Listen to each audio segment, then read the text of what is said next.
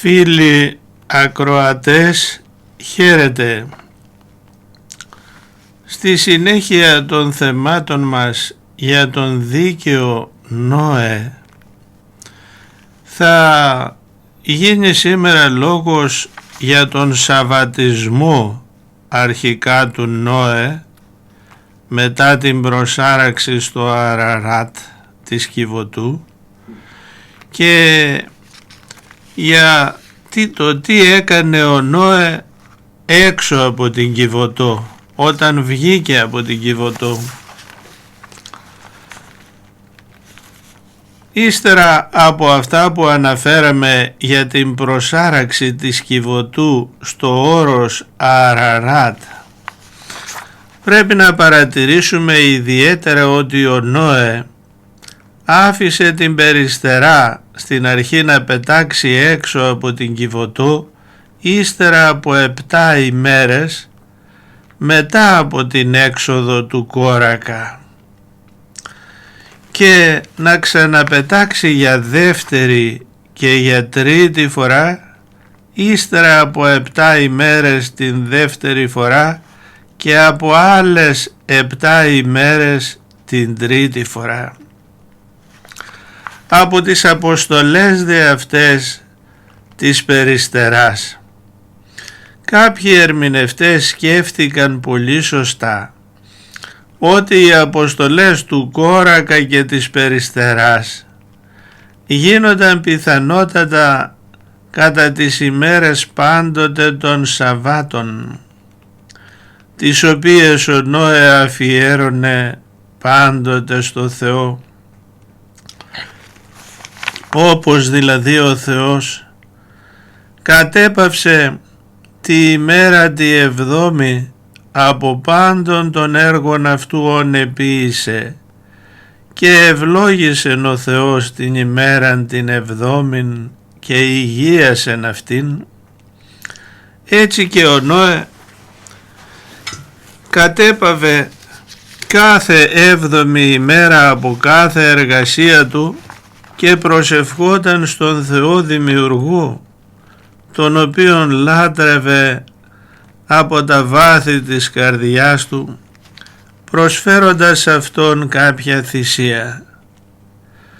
Αυτό δεν γινόταν από τον Νόε πάντοτε και πριν από τον κατακλυσμό και κατά την διάρκεια του και ύστερα από αυτόν. Έτσι εξηγείται η ακρίβεια των χρονολογικών δεδομένων, των χρονολογιών δηλαδή που αναφέρονται από την Αγία Γραφή. Για τούτο σημειώνεται από τον μακαριστό Παναγιώτη Τρεμπέλα ότι οι αριθμοί που μας δίδονται στην Γραφήν δια τας διαφόρους περιόδους του κατακλυσμού, οι 150 ημέρες που έμειναν τα νερά, η χρονολογία κατά την οποία εστάθμευσεν η Κιβωτός στο Αραράτ, όλα αυτά τα οποία διεσώθησαν στην Γραφήν κατά την παράδοση από στόματος εις στόμα, όπως τα παρέδωσε ο Νόε, αποδεικνύουν καθαρά ότι ο Νόε κράτη λογαριασμών των ημερών και κάθε 7η ημέρα λοιπόν υγιάζεται από τον Νόε μέσα στην Κιβωτόν και εξικολούθη ο γέρον αυτός πατριάρχης να κάμνει στην Κιβωτόν κάθε Σάββατον ό,τι ακριβώς έκαμνεν και πρώτου να έμβει στην Κιβωτόν. Η ευλαβής δε αυτή συνήθεια και πρακτική καθιερώθηκε αργότερα με τον Μωσαϊκό νόμο, ώστε όλοι οι ευσεβείς Ισραηλίτες να αγιάζουν πάντοτε την ημέρα του Σαββάτου. Μνήστητη την ημέρα του Σαββάτου αναφέρεται στο βιβλίο της Εξόδου η εντολή του Θεού, αγιάζειν αυτήν. 6 ημέρας εργά και ποιήσει πάντα τα έργα σου. Τη δε ημέρα τη 7η Σάββατα Κυρίω το Θεό σου, ου ποιήσεις εν αυτή πάνεργον. Ο αγιασμός όμως αυτός δεν γίνεται μονάχα με την κατάπαυση κάθε εργασίας, αλλά σύμφωνα με τους λόγους του Κυρίου και με την ουσιαστική προσφορά των καρδιών μας στον Θεό, εφόσον το αγαπήσεις Κύριον τον Θεόν σου είναι η πρώτη και πιο μεγάλη εντολή.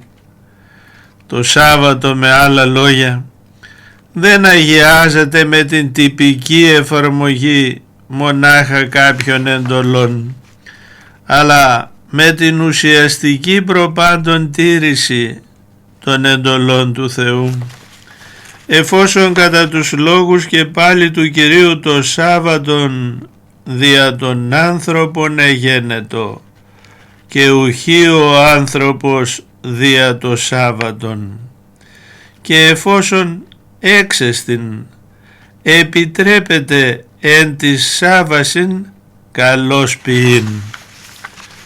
Επιτρέπεται δηλαδή κατά την ημέρα του Σαββάτου να ευεργετεί ο άνθρωπος τους συνανθρώπους του. Αν σταθούμε για λίγο στα πιο πάνω, φίλοι ακροατές, θα ήθελα να τονίσω έτσι με 2 λόγια ακόμα το γιατί πρέπει και εμείς σαν χριστιανοί να αγιάζουμε την ημέρα της Κυριακής, την αφιερωμένη δηλαδή στον Κύριο. Για πολλούς λόγους, και πρώτα γιατί η αργία της Κυριακής είναι, όπως είδαμε, ρητή εντολή του Θεού, σύμφωνα με το 6 ημέρας εργά, τη δε ημέρα τη 7η Σάββατον Κυρίω το Θεό σου. Έπειτα, γιατί πρέπει κάθε άνθρωπος να ενθυμείται την αγάπη του Θεού και να τον ευχαριστεί. Για τον λόγο αυτόν άλλωστε και ο μεγάλος προφήτης Μωυσής γέμισε σε κάποια στιγμή και μία στάμνα, την στάμνο με το μάνα, ώστε και την τοποθέτησε δηλαδή στην κυβωτό της Διαθήκης μαζί με την ράβδον του Ααρών, ώστε να βλέπουν οι συμπατριώτες του αυτά τα πράγματα τα αφιερωμένα στο Θεό και να τον ευχαριστούν από τα βάθη των καρδιών τους. Άλλωστε αυτό μας διδάσκει και ο μεγάλος Απόστολος των Εθνών, γράφοντας την επιστολή προς Θεσσαλονική στη 2η, ότι ευχαριστήν οφείλομεν αδελφοί το Θεό πάντοτε. Αλλά και για έναν άλλο λόγο πρέπει να αγιάζει ο άνθρωπος την ημέρα της Κυριακής, να αργεί δηλαδή από τις εργασίες του, και για τον απλό λόγο ότι πρέπει να ξεκουράζεται σωματικά και ψυχικά. Για τον λόγο αυτό ο ίδιος ο Κύριος έπαιρνε τους μαθητές του, όπως βλέπουμε στα Ευαγγέλια, κάθε τόσο εις το όρος αναπαύσαστε ο λίγον, ώστε να αναπαύονται, δηλαδή να ξεκουράζονται έτσι για λίγο. Αλλά και οι αρχαίοι πρόγονοί μας το έλεγαν, ότι βίος ανεόρταστος μακρά οδός απανδόκευτος. Τελικά δε πρέπει να αφιερώνει ο άνθρωπος την ημέρα της Κυριακής στο Θεό και για να αναβαπτίζεται πνευματικά, με την προσευχή, με την μελέτη την πνευματική και με την ακρόαση των λόγων του Θεού.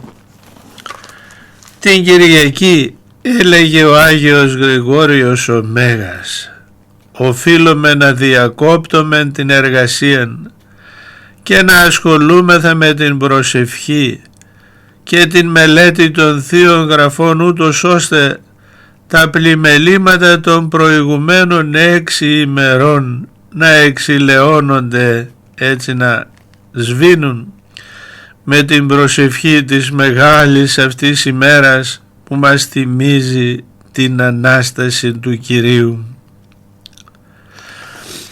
Τελικά δεν θα έλεγα, φίλοι ακροατές, ότι ο αγιασμός της Κυριακής τηρείται ουσιαστικά με την αποφυγή κατά τον Ιερό Αυγουστίνο της δουλικής εργασίας που είναι η αμαρτία. Αλλά στο σημείο αυτό θέλω να αναφέρω και ένα ανέκδοτο που λέγει για το ελάττωμα ενός μήλου. 2 μιλωνάδες ήταν συγγενείς και γείτονες στο χωριό τους. Του ενός οι δουλειές δεν πήγαιναν καθόλου καλά, ενώ του άλλου πήγαιναν θαυμάσια. Μία ημέρα ο άτυχος μιλωνάς στράφηκε έτσι με απορία στον άλλον το συμπατριώτη του και του είπε: δεν ξέρω, αδελφέ μου, τι μου συμβαίνει. Εσύ διαρκώς πλουτίζεις, ενώ εγώ όλο και χειρότερα. Και τότε ο φίλος του, έτσι που ήταν άνθρωπος πιστός, του είπε: φίλε μου, ο μήλος ο δικός σου έχει ένα μεγάλο ελάττωμα και γι' αυτό δεν πας καλά στη δουλειά. Γυρίζει και την ημέρα της Κυριακής.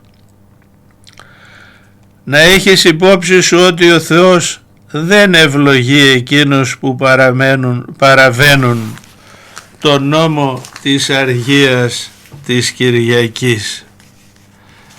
Λοιπόν, φίλοι ακροατές, αν θέλουμε να είμαστε σωστοί χριστιανοί, ευχαριστήν οφείλομεν το Θεό πάντοτε και ιδιαίτερα κατά την ημέρα της Κυριακής που είναι αφιερωμένη στον δωρεοδότη.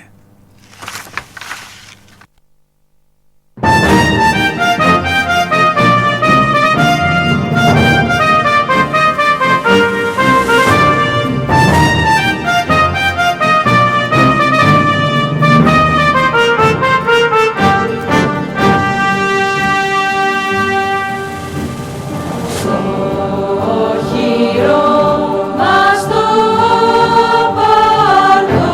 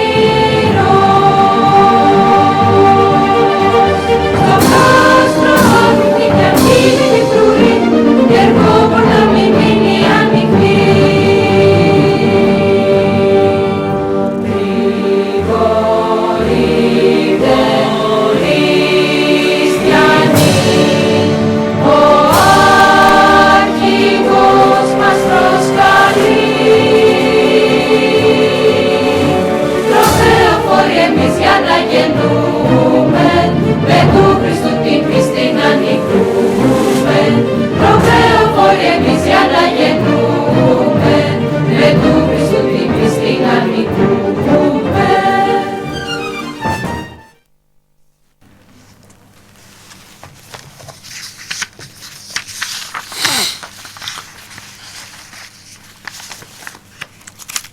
Είχε περάσει έναν περίπου χρόνο ο Νόε μέσα στην Κιβωτό μέχρι ότου να αποσυρθούν τα νερά και να στεγνώσει η γη που είχε μεταβληθεί για ένα μεγάλο χρονικό διάστημα σε βούρκο. Και γένετο, σημειώνει η Αγία Γραφή εν το 9 και 600 έτη εν τη ζωή του Νόε, του πρώτου μηνός, μια του μηνός εξέλιπε το είδωρ από της γης. Κατά το 601ο δηλαδή έτος της ζωής του Νόε, την πρώτη ημέρα του πρώτου μήνα του εβραϊκού έτους, τα νερά του κατακλυσμού αποσύρθηκαν και εξαφανίστηκαν από την γη. Αυτό δε ακριβώς το διαπίστωσε ο Νόε όταν αφαίρεσε από την Κιβωτό τη στέγη της και είδε πιο καθαρά ότι εξέλιπε το είδωρ από προσώπου της γης.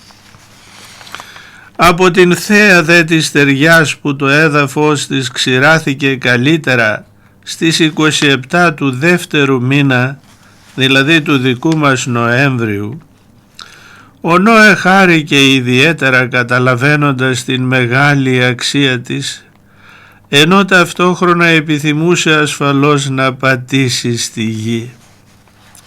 Κάτι ανάλογο δε γίνεται δυστυχώς με όλους τους ανθρώπους. Όταν έχουμε τα δωρήματα του Θεού, σημειώνει για τούτο ο μακαριστός Τρεμπέλας την υγεία, δηλαδή το νερό, τον καθαρόν αέρα, το ψωμί, αυτήν την ξηράνο που πατούμε και τόσα άλλα, δεν τα λογαριάζουμε διόλου. Δεν τα θεωρούμε καν ως δωρεάς και ως ευεργεσίας του Θεού. Σαν μας λείψει όμως, σαν έλθει ένας αποκλεισμός και το ψωμί καταντήσει να πωλείται με το δράμι, τότε το μυαλό μας, τα μυαλά μας αλλάζουν και τα μάτια μας βλέπουν κάπως διαφορετικά. Το είχαμε παρατηρήσει πρωτήτερα, δηλαδή τα είχαμε πρωτήτερα τα αγαθά και δεν τα λογαριάζαμε, φωνάζομεν όλοι.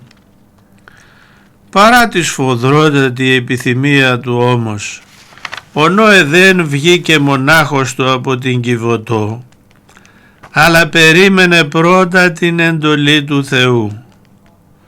Όπως δηλαδή για να μπει μέσα στην Κιβωτό άκουσε πρώτα το «Είσελθε» που του είχε απευθύνει ο Θεός, έτσι και τώρα περίμενε με υπομονή. Και τούτο γιατί ήξερε ότι ο Θεός που φρόντισε να τον βάλει μέσα στην Κιβωτό θα φρόντιζε κατά τον ίδιο τρόπο και για την έξοδο του από αυτήν.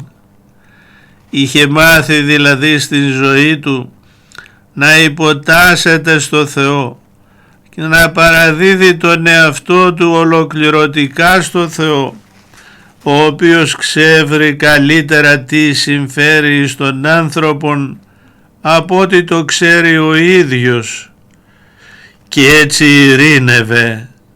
Έτσι να το κάμνεις κι εσύ, ξανασημειώνει ο μακαριστός Τρεμπέλας, αδελφέ μου.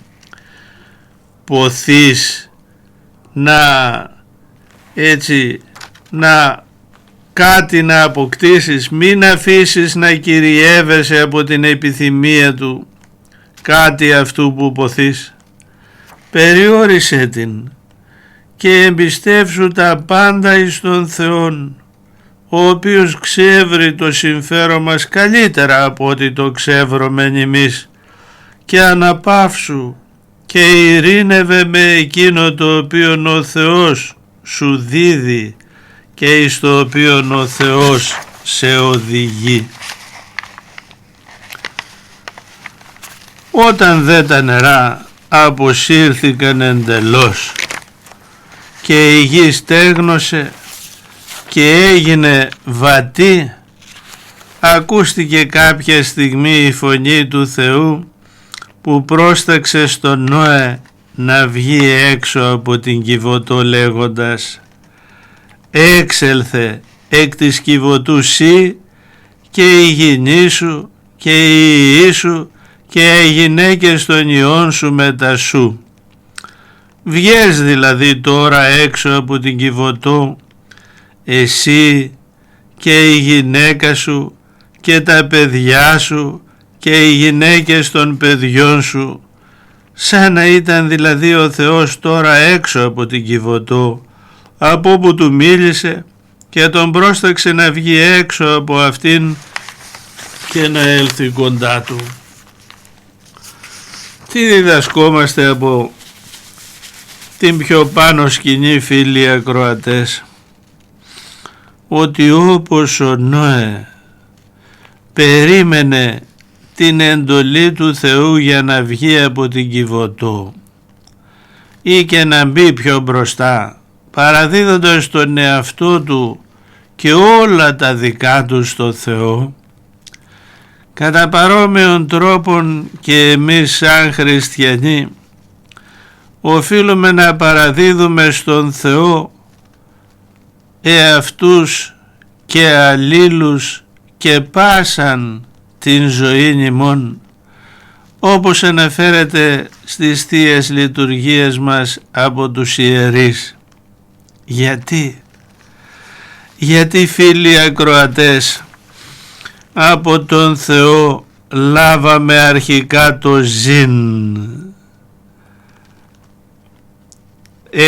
Κατά τον Απόστολο Παύλο, για τούτο ο Απόστολος Παύλος αναφέρει χαρακτηριστικά ότι από τον Θεό έχουμε το εξ ου, εκ του οποίου δηλαδή πήραμε τη ζωή.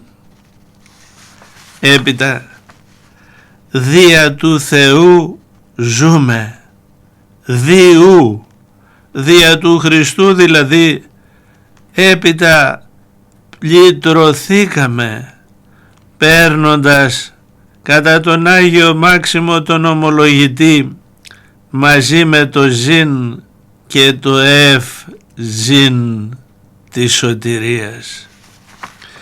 Τελικά δε προς τον Θεόν κατευθυνόμαστε δια του Θεού και εις ον, λέγει ο μεγάλος Απόστολος των Εθνών, ώστε να δεχτούμε, εάν δηλαδή πορευόμαστε προς τον Θεό, να δεχτούμε σαν δώρο από εκείνον και πάλι κατά τον Άγιο Μάξιμο τον Ομολογητή το αΐ ευζήν, το παντοτινά δηλαδή καλός ζήν, δηλαδή την αιώνια ζωή, τη χαρακτηριζόμενη και ως βασιλεία των ουρανών.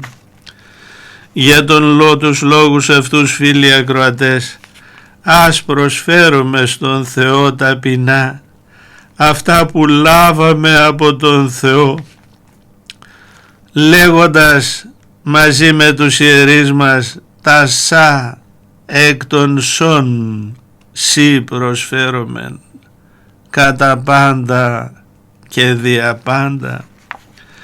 Γιατί από τον Θεό δεχόμαστε όχι μονάχα, όπως είπαμε, το ζήν και το ευζήν και το αΐ ευζήν, αλλά δεχόμαστε από τον Θεό και την δύναμη και τη σοφία και κάθε έτσι ομορφιά και κάθε επιστήμη.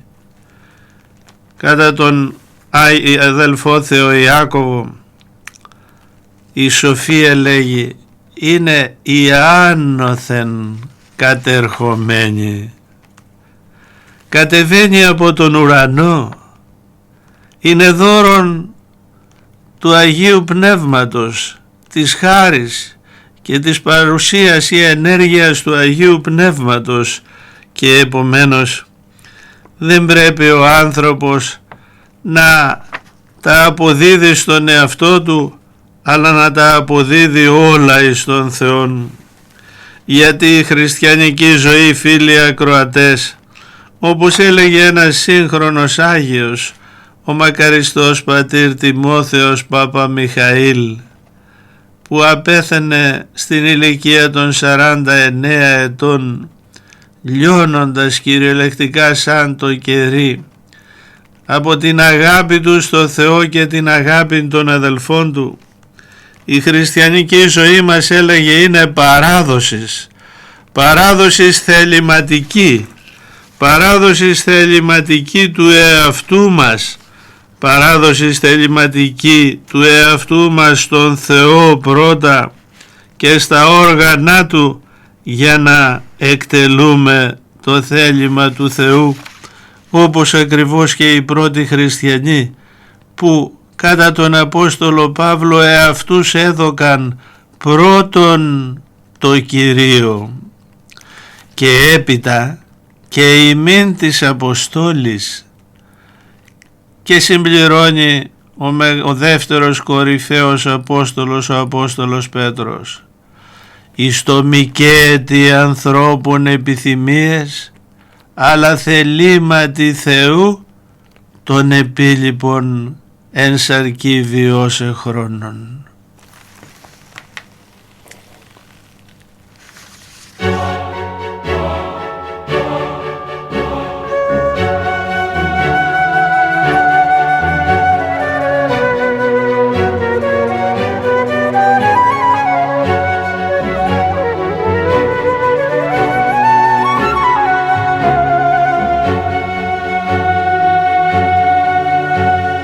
Ζήσε μέσα μας εσύ, Κυριέ, η ελπίδα και το φως. Κάνε την καρδιά μας ιερό ναό σου, ζήσε μέσα μας εσύ. Ζήσε μέσα μας εσύ, Κυριέ, που οι άγγελοι σε υμνούν, κι όλοι γύρω οι πλάσοι, λουλούδα κι αστέρια, σε δοξάζουν λυτρωτή. Ω Χριστέ, η Ανάσταση, ας γίνει η καρδιά μας θρόνο σου για πάντα, αιώνια μέσα μας να ζεις. Ας γίνει η καρδιά μας θρόνο σου για πάντα, μονάδικε σωτήρα, ζήσε μέσα μας εσύ.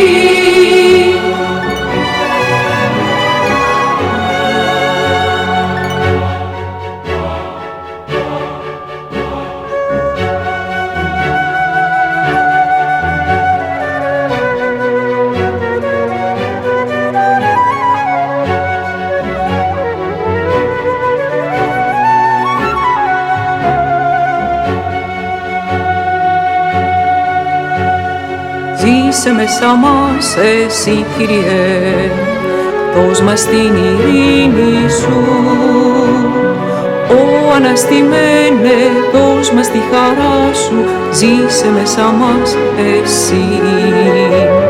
Ζήσε μέσα μας εσύ, Κυριέ, τον Αγίον θησαυρός, και την ύπαρξή μας πλήρωσε μ' αγάπη, μείνε πάντα ο λατρευτός. Ω Χριστέ, η Ανάσταση.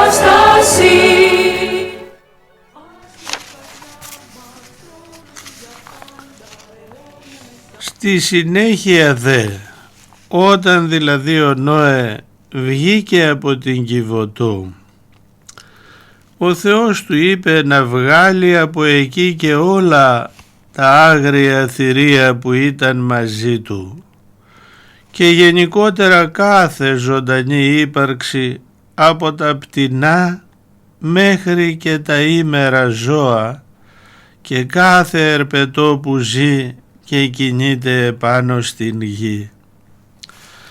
Το αξιοσημείωτο δε εδώ είναι το ρήμα εξάγαγε που μεταχειρίστηκε ο Θεός. Δεν του είπε, σημειώνει ο μακαριστός Τρεμπέλας, άνοιξε την πόρτα της Κιβωτού και άφησε τα να φύγουν, αλλά εξάγαγε αυτά. Βγάλε τα δηλαδή εσύ ο ίδιος, διότι μονάχα τους αυτά δεν θα βγουν.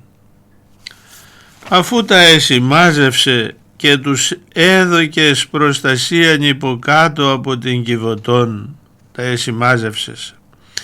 Αφού τα έθρεψες τόσων καιρών, αφού τα είχες κάτω υπό τας διαταγά σου στην εποχή του κινδύνου, δίκαιον είναι και τώρα εις την εποχή της ασφαλείας και της ειρήνης να αποδώσουμε την τιμή της υποτελείας των Ισέ.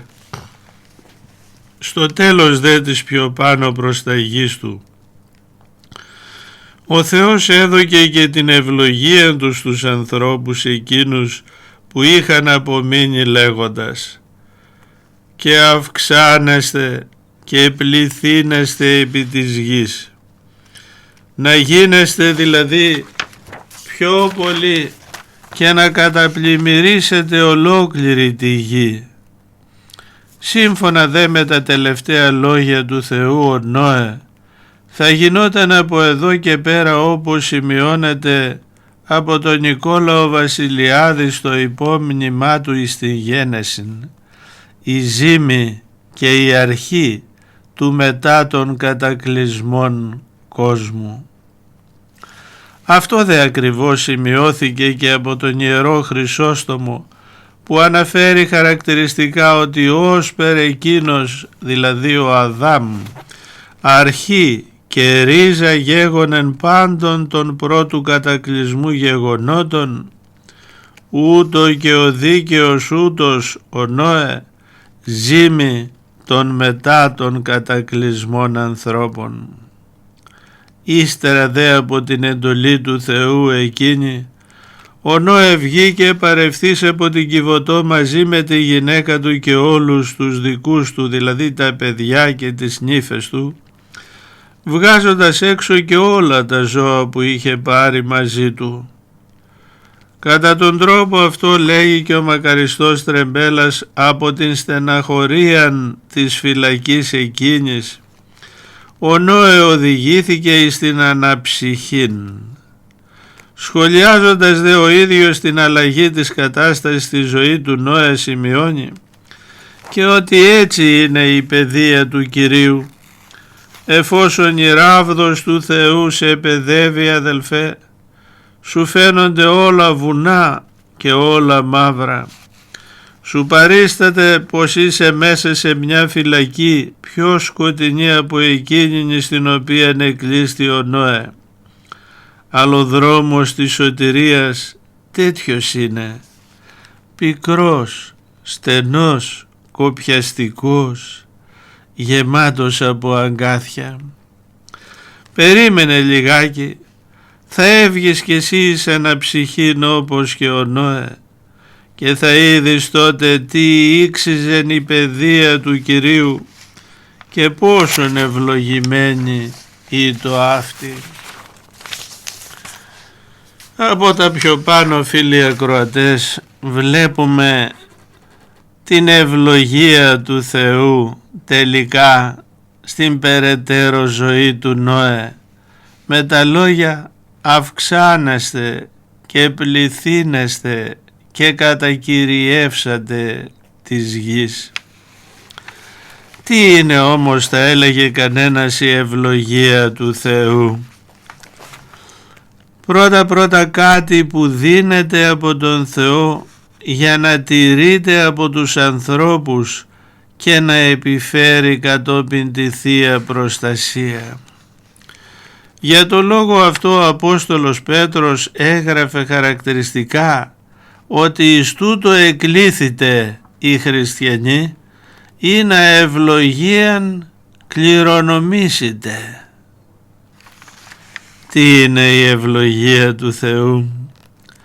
Μα είναι η Θεία Ενέργεια, η παρουσία του Θεού στη ζωή των ανθρώπων, που κατεβοδώνει όλες τις εργασίες τους, όπως έκαμε στη ζωή του Ιωσήφ, για τον οποίον αναφέρει η Αγία Γραφή ότι είναι Κύριος μετά Ιωσήφ. Ήταν ο Θεός δηλαδή μαζί με τον Ιωσήφ στη ζωή του, και για τούτο με ό,τι καταπιανόταν ο Ιωσήφ, ο Θεός δηλαδή το επευλογούσε και το αύξανε. Θα έλεγε όμως κανένας, μα πώς αποκτάται η Θεία Ευλογία? Πρώτα φίλοι ακροατές, η Θεία Ευλογία αποκτάται με την πίστη. Κατά τον Απόστολο Παύλο, οι εκ της πίστεως ευλογούνται συν το πιστό Αβραάμ. Οι άνθρωποι δηλαδή που έχουν πίστη σαν τον πιστότατο τον Αβραάμ ευλογούνται από το Θεό στη ζωή τους. Αποκτάτε φίλοι ακροατές και με την ευχαριστία του Θεού. Στόμα διαπαντός ευχαριστούν σημειώνεται από τον Άγιο Ισαάκ τον Σύρο. Όταν ο άνθρωπος δηλαδή παντοτινά ευχαριστεί τον Θεό, ευλογίαν δέχεται παρά Θεού μεγίστην περισσότερη. Πώς αποκτάται η Θεία Ευλογία?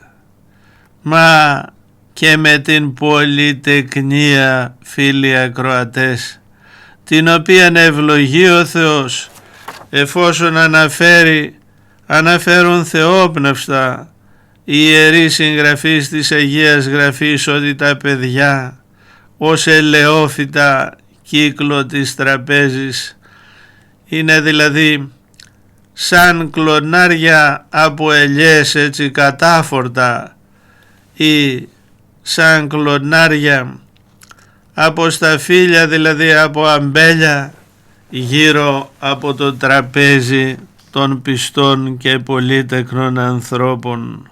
Τότε ο Θεός επευλογεί τις προσπάθειες των ανθρώπων, προστατεύει δηλαδή τους ανθρώπους όπως μια ομβρέλα προστατεύει τον άνθρωπο από την βροχή, κατεβοδώνει έτσι κάθε εργασία του, γιατί το χέρι του Θεού που απλώνεται από τα ουράνια σε σχήμα ευλογίας επαυξάνει όλα τα αγαθά του ανθρώπου, ενώ οι πλούσιοι κατά τα λεγόμενα από τους Αγίους Πατέρες μας επτόχευσαν και την Αγία Γραφή επτόχευσαν, οι δε εξητούντες των Κύριων ουκ ελαττωθήσονται παντός αγαθού. Αλλά κλείνοντας και αυτό το θέμα φίλοι ακροατές, επιτρέψτε μου να αναφέρω κάτι από το βιβλίο Μαρτυρίες Προσκυνητών Γέροντας Παΐσιος ο Αγιορείτης. Ένας προσκυνητής, ο Κατσάνος Βασίλειος από τη Θεσσαλονίκη, αναφέρει χαρακτηριστικά ότι επισκέφθηκα τον Γέροντα Παΐσιο την 1η Μαΐου του 1986. Δεν είχα χρήματα καθόλου και του το είπα. Ο Γέροντας, γεμάτος έτσι από αγάπη, από καλοσύνη, πήγε μέσα στο κελί του και μου έφερε 1.000 που του το είχαν πάει. Του λέω, Γέροντα, εσείς είστε τόσο φτωχός και δεν έχετε τίποτε και μου δίνετε εσείς χρήματα? Θα μ' ακούσεις, μου λέγει, θα το πάρεις και πάντοτε το πορτοφόλι σου αυτό θα έχει λεφτά, θα έχεις την Θεία Ευλογία. Έκανα υπακοή και πήρα τότε το 1.000, ευχαριστώντας από τα βάθη της καρδιάς μου. Παρότι δεν μπορώ να δουλέψω λόγω προβλήματος στην υγεία μου, από τότε πέρασαν 10 χρόνια και το πορτοφόλι μου αυτό το ευλογημένο από τον σύγχρονο αυτό Άγιο έχει πάντοτε χρήματα. Φωτίζει ο Θεός τους ανθρώπους και μου δίδουν διευχών του Αγίου Γέροντος Παϊσίου. Κλείνοντας λοιπόν το θέμα, θα έλεγα, φίλοι ακροατές, αυτό που λένε και οι ιερείς στο τέλος κάθε Θείας Λειτουργίας: ευλογία Κυρίου και έλεος να έλθει έφη μας σε όλους μας.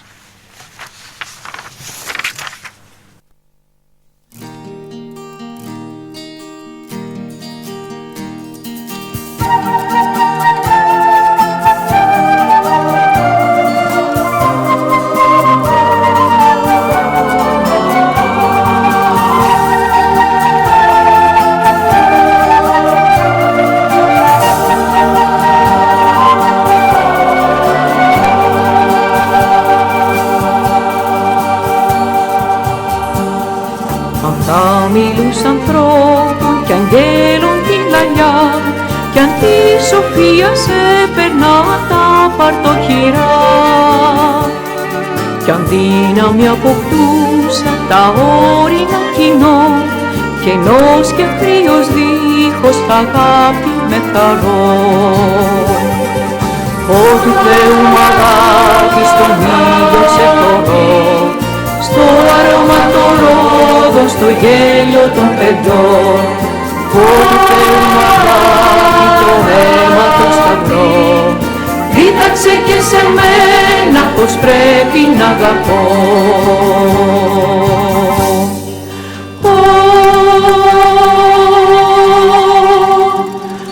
Αγάπη, αγάπη, αγάπη, ποτάμι από αίμα και δάκρυ, τον άμαχτο σταυρό, τον άμαχτο σταυρό.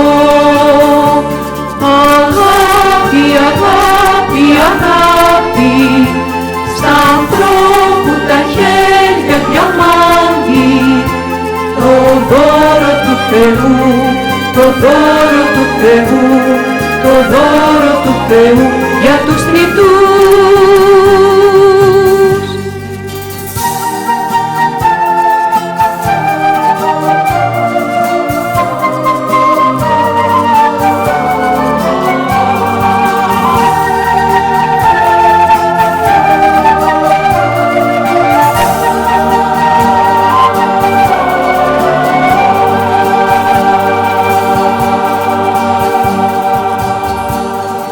Μακρόθυμη Χριστή, η αγάπη ουζηλή, δεν έχει περηφάνεια και δεν ασχημονεί. Δεν θέλει τα δικά της, δεν παροξύνεται, ποτέ κακό η αγάπη δεν συλλογίζεται. Συγχωρεί στην αλήθεια στο άδικο πονεί, με την έλθει τα πάντα και με την πίστη ζει, του αδελφού σκεφάζει τα λάθη και νικά, κι όλα τα υπομένει αγάπη με χαρά.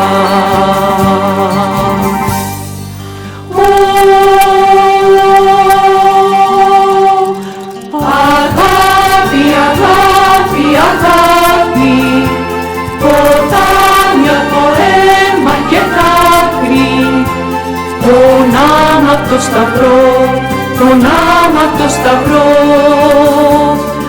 Αγάπη, αγάπη, αγάπη, στα ανθρώπου τα χέρια διαμάντι, το δώρο του Θεού, το δώρο του Θεού, το δώρο του Θεού για τους θνητούς.